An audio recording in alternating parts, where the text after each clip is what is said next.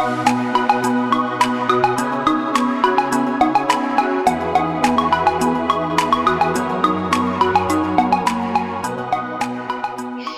hello, I'm Nancy Smith Mattox on Shine Your Light Radio Ministry on WYTV 7 in Charlotte. I'm in Little Rock, Arkansas. My guest tonight is from Hot Springs, Arkansas, so I'm really excited. We're still in this series of building up to the Day of Empathy, which is March 25th, 2020. I'm so excited to have such a special, beautiful guest tonight with a beautiful spirit. So I think you're going to learn a lot and get a lot out of her. And without further ado, let me introduce her. Her name is Nicole Smart. And that's because she's smart. So I'm real excited about that. But let me tell you a little bit, too, about WYTV 7. We are a nonprofit. We do take donations and seed money. We use our donations to promote the shows that each broadcaster does. At any given time, we can have several million viewers. But in this case, we're talking specifically about the Little Rock Day of Empathy that's going to be on the Capitol steps on March 25th. And, of course, it is a National Day of Empathy, so they'll be celebrated all over the country and all over the United States. So, Miss Nicole, tell us a little bit about yourself. Well, my name is Nicole Smart. I'm the treatment coordinator for the Arkansas Department of Corrections. I supervise a reentry program that I assisted in developing in 2015 when the governor said we're going to do some reform and rehabilitation for offenders. I also supervise the juvenile programming inside the Department of Corrections and volunteer services. Wow, that's awesome. That's a huge responsibility that you have, and you also tell us a little bit about your past and where you've been and where you want to go, Nicole. Okay. Well, I'm originally from around St. Louis, Missouri, and when I was younger, when I was 18, I moved to Hot Springs, Arkansas, and started a career in corrections about 5 years later. But I was actually in security. And when rehabilitation kind of started to gain a little bit more power and the governor said we need to do some reform, I was actually a disciplinary sergeant. So I was actually holding security inside of a male prison. And so I just kind of ran with it and went and found a bunch of mentors and community people, volunteers, stakeholders, and learned everything I could learn from them and just research what reentry really meant and how we should practice it and what protocols should be. And we implemented it at one prison in Malvern, Arkansas, Washita River Unit, and it was very successful. So from that point, I had the opportunity to promote and become the treatment coordinator for the entire state. So what we did was we replicated that one program at 13 other units for females and males. And since then, I still supervise and we still are evolving in both men and women's prisons, but I've taken a lot of trauma courses for women. And so now we're kind of altering the women's curriculum around trauma and focusing on not re-triggering trauma. So hope to go. I'm in college full time right now, and I hope eventually that maybe I can promote my way up to maybe like a deputy director at some. Oh my word, that'd be awesome.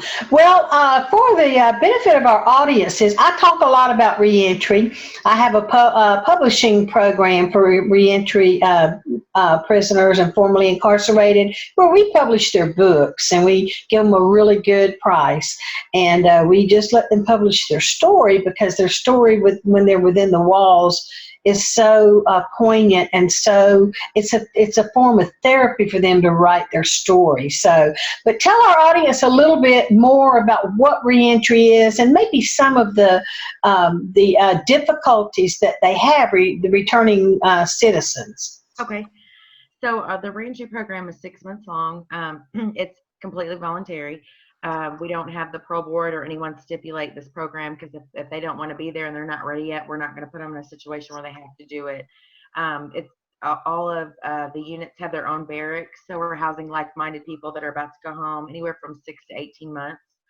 From there, we start kind of like an orientation, and one of the key components, I guess, that was so important was you can't take the person out of the prison, but you can take the institution out of the person. So we, painted walls, and we put motivational, speeches on the walls, things like that. And then we start with cognitive behavior therapies, kind of changing the mindset. And it's not a one size fits all program. We have so many components: relapse prevention, family reunification, things like this. So for 6 months, they're getting programming, but while they're getting the programming, we bring in volunteers from the outside, resource providers, state employees that provide benefits. And then we work towards family reunification. We have trade fairs where all of our volunteers will come in and set up, and they can visit each booth. And then we have a play area for them and their children. They can read to their children. They can fish like they were at a carnival. We try and do some really great incentive things, but some the things would help them once they're released. One of the biggest conflicts and barriers that a person has with a challenge background is they need a mentor that's going to stick by them. They need to become gainfully employed. So we want to give them the tools and the resources needed to become gainfully employed. But bridging that gap between the community and people coming out of incarceration really is provide knowledge. And that's why I think the Day of Empathy is so great, because you have Lockup Raw and all those crazy television shows, and people on the outside that don't know what it's like on the inside, they get really nervous about people that may have a challenge background or has a felony, but they're just like us. That's one of the things that they need to know. Not everybody comes to prison as a murderer and a serial killer. There are good people in prison that just got wrapped up in drugs or things like that, but they don't need a hand out, they need a hand up. So, absolutely. And with what's going on right now with criminal justice reform and Cup 50 and all of that, it's like more are receiving clemency and more receiving pardons, which is absolutely fantastic. They just had another couple that were released today. So it's really, really exciting, but there is a need to teach them how to be in society. And there's also a need to teach us how to accept them being back in society. Because everyone, I know people are fearful of them. And it's so sad because, they've paid their dues and they're ready to get out now. So, but I think that's a fantastic program. I absolutely love that. So, so tell me a little bit about Think Legacy. That's a program that you started, right? Yeah, I assisted in developing it in 2015. It's basically a cognitive behavior therapy program, but there's all kinds of facets, such as anger management, healthy boundaries, family reunification, healthy relationships, relapse prevention, drug intervention, substance abuse education.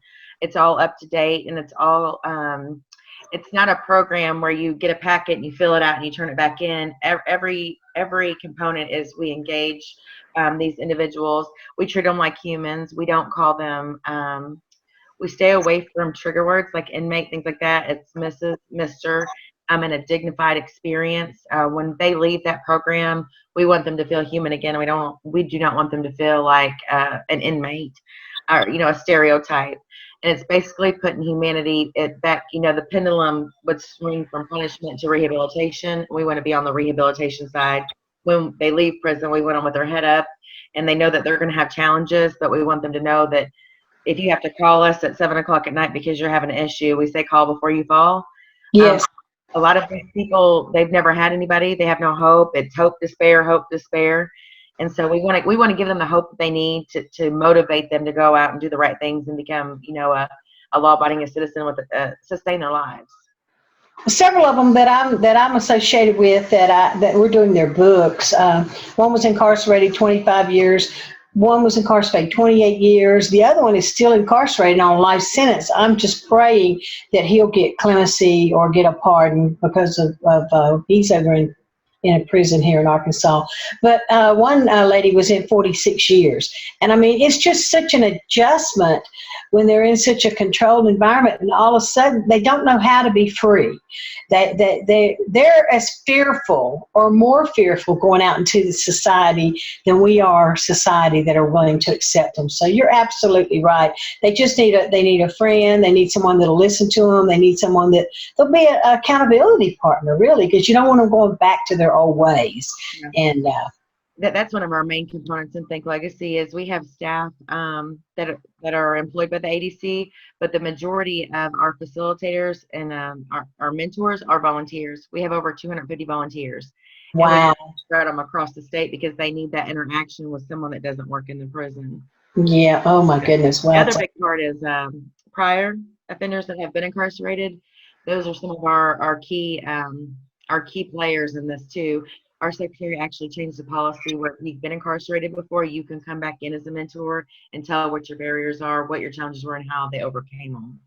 Yeah, that's awesome. That's a fantastic program. So why is it important for you, Nicole, to be involved with the Day of Empathy? First of all, tell us what your version of the Day of Empathy is. I'm trying to emphasize that all the way throughout all of these interviews leading up to the Day of Empathy, which is March 25th. So tell us about you and how you're involved with it. Okay. So I also work with Ruby Welch. She's one of our volunteers, and I didn't have a lot of knowledge on the Day of Empathy until last year. But I think it's important for me to be involved in the Day of Empathy because even though we work with incarcerated people, they deserve forgiveness. They deserve a second chance. And not living in prison before, listening to other people's stories and how they overcame, it kind of gives me another perception of, everybody has a story, and the way we address them might trigger, different feelings. But more than anything is I've come across so many people that just feel hopeless. So the more knowledge that I gain from the Day of Empathy, the better off that people that I'm helping or assisting will be because I have that knowledge. And I believe just in a humane experience. Wow, that's great.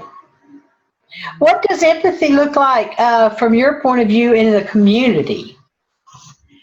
Bridging that gap from incarceration to release, and just allowing people that their time has been served. They shouldn't be punished anymore. Let's give them a chance. Let's get them gainfully employed. I think that's the biggest component for me is to go out and provide that knowledge that these are not bad people. They just made a bad choice. And we need to accept them, engage them. Yes, ma'am, right.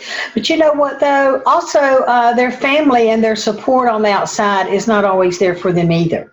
No. So, how do they even, when they walk out on the street to freedom, how do they even find a place to live? How do they find a job? And there's all kind of challenges to them, and a lot of it is mental health issues. They have to have their mind right. So I could just think of a million things that would happen, but several of them that I'm associated with, they say they don't have their family support, which is probably absolutely horrible. Yes. Yeah, we try while they're incarcerated. Part of the community engagement that we have, and the empathy is going out there. When they're incarcerated, we try and be the legs to go get all those resources for them and actually hand them a packet, who to call if they need food. They can fill out different applications that we can turn in. About 90 days before they're released. Housing, we try to keep an updated list of that. Jobs, felon-friendly employers. We try to keep all these resources at their fingertips so they can get them anytime. So if they know they're going home, they can just go to our resource wall and gather that information. And we are so big on planning A, B, C, and D plans. And so we have them write it out, because if A doesn't work, then you have B, C, and D. So I think that's my big thing with the community and empathy is getting out there in the community and gathering those resources and bringing them back in. Absolutely, and it's a beautiful thing that you do. I'm just so excited to have you on Shine Your Light Radio Ministry on WYTV7. We're going to take a quick commercial break, and then we'll be right back, okay? Okay. Stop using chemicals and start healing with silver. Pick up Third Rock Essentials Silver Infusion Blue Bottle, our concentrated Excelsior Serum, or any of our silver-based personal care products. For your gut, your gums, a UTI, a cut, a bite, or even bad breath. Until Big Pharma took things over and began telling us little people that all we knew about our health was wrong, silver was a primary component of the medicine cabinet since way back before the ancient Greeks. If you had access to it, you lived a longer, healthier life. Being born with a silver spoon in your mouth turns out was a good thing. At Third Rock Essentials, our signature chelated silver oxide formula is our key ingredient because we know It's simply the world's best weapon in the fight against infectious bacteria. Third Rock, personal care products you can trust.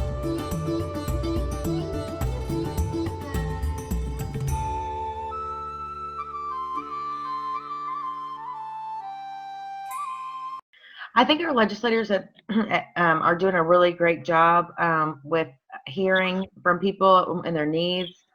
We've evolved huge in the last, 2 years with legislation, the way that's changing with Act 146, free entry, things like that. I would like to, applaud them and tell them I appreciate them. They come in all the time as a graduate, as speaker. They would speak at our graduations, things like that. But they're really getting involved to listen to what people have to say, to know what needs to be passed. Very, very proactive. So I think if they keep, in my opinion, they just keep pushing in the same direction that they're going. The buy-in is really good from a lot of our legislators, and I'm proud to be a part of that in Arkansas for sure, here in the South. Oh, absolutely. Buying is really, really critical because after all, they are creating they're creating the budgets for everything. They're creating the laws. So absolutely. Why is it important for the entire state of Arkansas to participate in the Day of Empathy from your perspective? This is really important because this is what Shine Your Light and WYTV7 is doing, is trying to do this series leading up to the Day of Empathy so we can have more participation. Yes. Well, it's kind of black and white. 8 out of 10 offenders that are incarcerated are coming home, and they're going to be community neighbors to all of the state of Arkansas. And so do we want them to come out with nothing, or do we want them to come out with some cognitive behavior, some like-minded things? But when they get here, not even as Christians, just in empathy and humanity, how do we want to address them and make them feel when they come out? I don't think that they're looking for a hand up. I think they're, or a handout, they're looking for a hand up, but they're going to be neighbors, community neighbors. We want good neighbors in Arkansas. Less crimes mean less victims. So I think just engaging these people, having empathy for them, and, asking if they need anything, things like that, but not to be scared, to just know that they're human too. Because they've been incarcerated doesn't mean that they're any less than human. Absolutely. Did you say 8 out of 10 will be over what time period, or do we know? Just over a year, 8 out of 10. If you look at our total population and how many we're releasing every year, 8 out of 10 will be released. Their sentences are shorter than life sentences, things like that, but they'll be released into Arkansas communities. And I think it would be a very powerful thing for the whole state to understand what the Day of Empathy is and why we're doing it.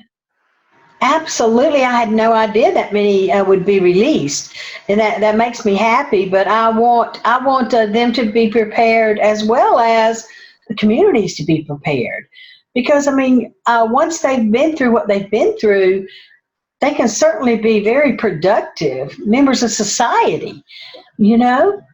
And I really look forward to how they're going to mentor the young people to lower mass incarceration, which is exactly what we have right now. And I think if they mentored the young, maybe we could break the cycle. Maybe so. We hope, pray so. For sure.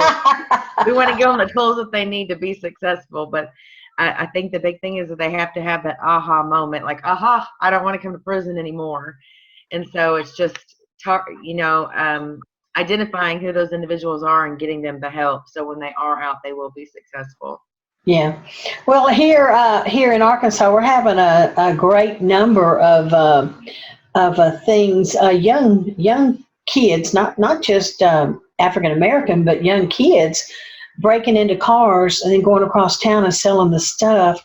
And that's just kind of like a breakdown to me of our society and how we're handling our young. And that's what I hope when 8 out of 10 get out of prison, hopefully they can mentor this and stop that cycle and get them going in a different direction. So you're just reading more and more about that here in Arkansas, and it's kind of sad. I have a friend in Atlanta. He said it's worse in Atlanta because Atlanta has more shopping areas, larger shopping areas, and of course Little Rock does, but it's really bad over in Atlanta too. So yes, ma'am. I have a funny feeling it's bad everywhere like that. So I think with having 8 out of 10 released, that if we teach them right and we train them up and we get them, just like you say, if we give them a hand up, they can probably help with a lot of those societal problems. So, what information will people obtain attending the Day of Empathy, Miss Nicole? I think a new perception with people that will be a part of the Day of Empathy that have been incarcerated before, have been in trouble before. They are law abiding. They have changed. They've paid their debt to society. And I think it's a very, very important. Sometimes the media focuses on the negative and the bad things that are happening in the world. But I think with the Day of Empathy, the people that will be a part of that, they're successful law-abiding citizens that have changed their lives. They're not going back to prison. The majority of them, unless something was to happen. I just think it's very important for the community to see that there are a million success stories out there. And I think we don't need to focus so much on the bad and the negative. We need to focus more on the positive and move, evolve from that. Whatever worked, we need to evolve from that. Well, I really believe because the bright and competent people like you that are in the programs that are creating things is helped change some, even probably from 5 years ago, where there was repeat offenses. I think now, because they're trained before they go out, that there's probably less and less repeat offenses, which is fantastic. Because I agree with you, we need to talk about the success stories. That's what I do a lot on this radio show. As I interview people, I interview a lot of people, a lot of formerly incarcerated, and let them tell their stories. And that's just part of a little bit about how I can do that. And it's just I just think it's so important. And I really do believe that it has stopped. It's lowered the repeat offenses. Do you have any statistics on that or anything? We have some preliminary numbers right now that we can't release because we're just now getting into our 4th year. When we can release them, I think the numbers are going to be astounding. Like, I'm very, very excited about the numbers. I just need to verify, confirm they're correct, but I think it's going to be really good. One thing that you talked about, the stories and the success stories, something came to my mind when you were speaking. We have a cohort to our program where we have, like, the University of Arkansas does letter writing to children, Not only does it help with the grammar and speaking and, boost their motivation, they're learning how to speak to their children again. But I had a lady one night in a Cooking Matters class. That's where we teach them how to cook on a budget healthy. And I had a young lady that she started crying, and she said it was very, very sad that she had to learn how to cook in prison. Like, nobody had ever really showed her anything. And I think those are the things that the community needs to know. Some of these individuals had no support, no function, no stability, anything in life, but they're learning it in prison. So it's very, very sad to me, but it's very, very humbling that we can teach them this. And I think that those are the big things that people need to focus on in the community, is like they were never taught how to live right. So or what was normal. They really didn't have a concept of what normal was. They never had a normal childhood, normal adult life, anything. So I just want to add that I think that's the big thing, is that structure Yeah. and also, they a lot of them have been in prison for so long, like 25 years, 28 years, 46 years. I mean, a lot has happened. I mean, I'm old, so we can barely keep up with all the changes that we have now, much less we have access to it. Yes. But what in the world, if you didn't have access to it, how do you even learn how to use a smartphone, or how do you even learn how to use a computer? And you can't survive without them, especially, you just can't. So I think the learning curve is it could be very frustrating to a lot of people, because they don't have access to the internet much, or the telephones much, and all that. And the world moves so fast now that it could overwhelm you really, really fast. So. Absolutely. And we've implemented that computers and tablets that kind of work like smartphones. And you're right. They'll look at it and they'll be like, oh my gosh, what is this? You're absolutely correct. Yeah, that's absolutely right. I mean, I've been retired from the corporate world for 15 years now, and if I didn't keep my skills up, where would I be? I couldn't do any of my volunteer work that I love to do and help people, because that's all I did for 25 years was work at a credit union and help people. So I couldn't imagine not being able to help people in some way, and I couldn't do that if I didn't keep my skills up. But not everybody wants to do that when they retire. They just want to stop. And I'm like, oh no, not me. I'm a busybody. I got to keep busy.